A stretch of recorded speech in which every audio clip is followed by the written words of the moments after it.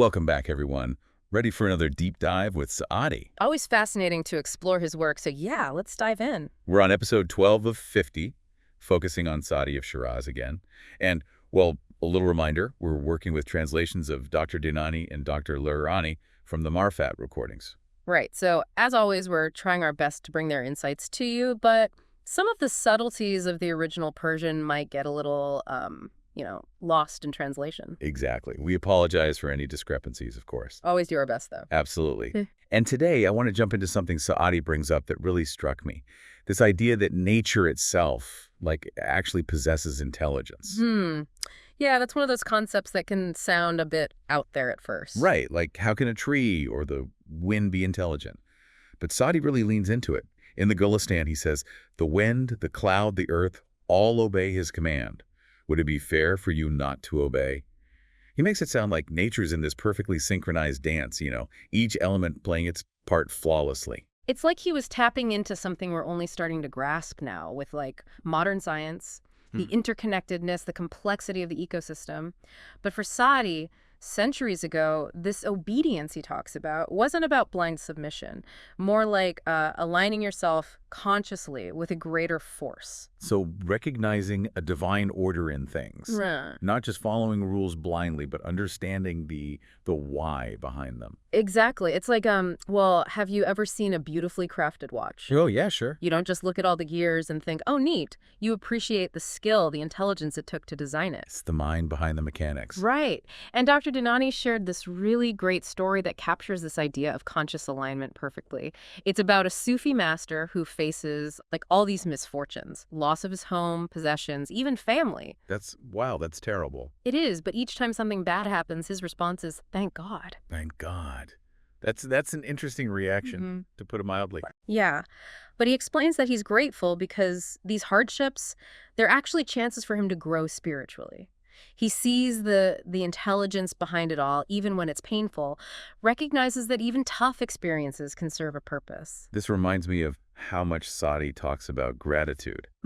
He seems to believe that giving thanks, particularly in difficult times, actually increases God's bounty. And Dr. Dinani takes it a step further. He calls gratitude an intellectual act. An intellectual act. Yeah. He says it's a deliberate choice to focus on what's good, to appreciate what we have, even when things are rough. It's not just a feeling, it's a conscious shift in perspective. Like changing how we see things, rather than just how we feel about them. Precisely. And it connects back to what we were saying about, aligning with that divine order. So by being grateful, we're sort of tuning into that intelligence, that universal intelligence. Right. And Saadi does this incredible thing where he takes this huge concept of gratitude and ties it to something we all do every second of every day.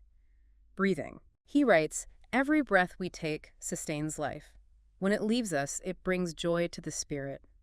He finds profound meaning in the most basic things. I never thought of breathing as like a spiritual experience. So Saadi was a master of that.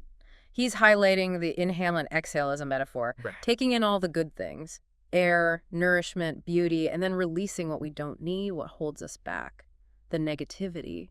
So each breath becomes a chance to be grateful, appreciate what we have, and let go of what's weighing us down. Exactly. It's powerful stuff, and it leads right into how Saadi explores language itself. Language. Dr. Dinani suggests it's way more than just communication. He says it's a reflection of our inner world. So how we speak reveals something deeper about who we are. He even suggests that language might be divinely inspired, but he's also wary of its power to harm.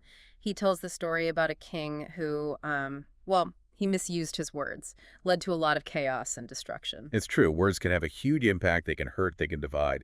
So how do we use this gift responsibly? Dr. Dinani says it starts with speaking from the heart, choosing words that are sincere, and actually listening to others, even when we disagree. So it's about aligning our words with our actions, being mindful of their impact. Yes, and Dr. Larijani adds another layer to this. He suggests that silence can be a language too, the language of the heart. Silence as language. He's talking about intuition, empathy, understanding on a deeper level. He even mentions Shams Tabrizi, the Sufi mystic, who rarely spoke and believed unspoken words held more power. Wow. So sometimes the most powerful communication happens without any words at all, just being present, tuning into that deeper level of connection. You're getting it. And this leads us perfectly into Saadi's view of Prophet Muhammad. Okay, I'm ready. Let's explore that. So Saadi, he uses this really interesting phrase to describe Prophet Muhammad. He calls him Teteme Dor Zaman. Teteme Dor Zaman. Yeah, it means like the culmination of time. The culmination of time, so like the end of history. Well, not exactly the end of history, more like think of it as the pinnacle of human potential, the highest point in humanity's spiritual evolution. So Prophet Muhammad represents the best of what humanity can be. That's how Saadi sees it. But to really understand his perspective, we need to grasp how he viewed history itself. He believed it began with humans and ends with humans. It's like a cycle. And Prophet Muhammad represents the completion of that cycle. Okay. So if he represents the completion, does that mean history just stops there? Not necessarily. Remember, the phrase is dur zaman, the cycle of time. Time might continue, but the cycle of human spiritual development, in Saadi's view, reaches its peak with Prophet Muhammad. It's like saying humanity, as we know it, as we understand it, reaches its full potential in him. Right. So it's not about a literal end to time, but the completion of a specific cycle within human history, I mean. Exactly. And Saadi praises Prophet Muhammad with this beautiful Arabic verse. It says, he reached the highest point by his perfection. The darkness was dispelled in two places by the beauty of your reason. Darkness dispelled by the beauty of reason. That's a powerful image. What exactly does that mean? It's a metaphor. Saadi is saying that Prophet Muhammad's teachings, they illuminated the world. The two places he mentions refer to the darkness of ignorance, first of all. Okay, so like a lack of knowledge, understanding. And then the darkness of inner turmoil, the struggles within ourselves. Oh, I see. So it's about bringing light to both our minds and our hearts. Precisely. Saadi is saying Prophet Muhammad brought light to both the external world and the internal world. Of the human soul, I mean. So he represents both intellectual and spiritual enlightenment. You got it. And Saadi keeps emphasizing his generosity, kindness, and his guidance for all of humanity. He's presenting Prophet Muhammad as a model of, well, what it means to be truly human. Okay, so we've talked about nature, about language, now about Prophet Muhammad. How does Saadi tie all of this together? That's the really fascinating part. Saadi suggests that understanding the teachings of Prophet Muhammad, truly understanding them, it allows us to appreciate nature's gifts and avoid harming it. True spirituality, that deep connection to the divine, it leads to a more harmonious relationship with nature. So it's not just about personal piety, but how our beliefs actually translate into action, how we treat the world around us. Exactly. Saadi wants us to see the interconnectedness of everything, our spirituality, our language, our actions, how we relate to nature. Each part influences the other. It's like that saying, you can tell a lot about a person by how they treat those who can do nothing for them.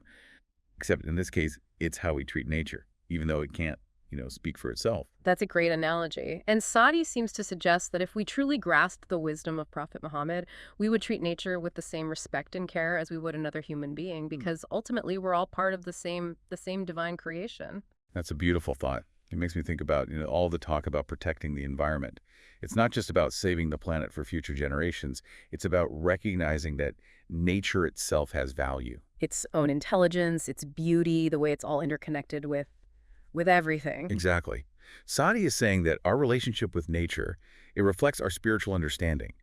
If we treat it with greed or exploit it or just disregard it, that shows a lack of inner harmony. Yeah.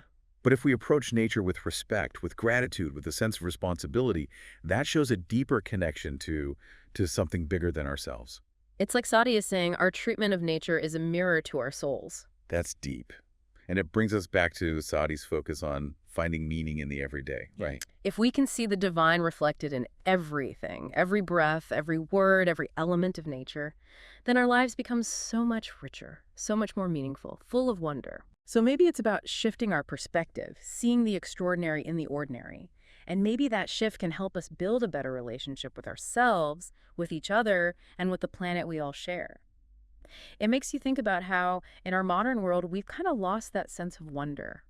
We just take nature for granted, treat it as something separate from ourselves. And that's where Saadi's wisdom is so relevant today. He's calling us back to this more holistic view, reminding us that it's all connected. Our spirituality, our actions, our relationship with nature. So how do we apply all of this to our own lives? What would Saadi say to us, if he were here today? That's the big question, right? I think he'd start by encouraging us to look inward, to cultivate that sense of gratitude we were talking about. Pay attention to our language, both spoken and unspoken. And most importantly, try to find that harmony with nature. So it's not about becoming hermits and living in caves. No, not at all. It's about integrating these principles, these ideas into our everyday lives. Awareness, gratitude, respect. Okay, that makes sense. But how do we actually do that? Can you give us some practical examples? Sure. Start small. Take a few moments each day to just appreciate nature. A sunrise, a tree, a bird singing, anything that catches your eye. Just stop and notice. Exactly. And pay attention to your breath. Notice the inhale, the exhale. Practice that duality Saadi talks about. Receiving and releasing. Those are great ideas. I think I could definitely try that. And reflect on how you use language. Think about the words you choose. Are they kind, truthful, uplifting? Are you really listening to others, even when you don't agree with them? Remember, language can create, but it can also destroy. It's a powerful tool. And finally, make a conscious effort to reduce your impact on the environment. Recycle, conserve water, support sustainable practices. Our actions speak volumes. It's about taking Saadi's ideas and putting them into practice, making them real. Precisely. He's not just giving us theories, he's offering a path to a more meaningful life, a more fulfilling life. It's amazing that, after all these centuries, his words can still be so relevant. His wisdom is timeless. And I think if Saadi were here today, he'd encourage us to reconnect with that sense of wonder, that awe he expresses so beautifully in his poetry. He'd probably tell us to put down our phones and look up at the sky. Probably right. Maybe that's the challenge he leaves us with. Rediscover the beauty and intelligence of nature. Cultivate gratitude in your hearts. And use your words wisely, compassionately. Well, thank you for joining us on this deep dive into the wisdom of Saadi.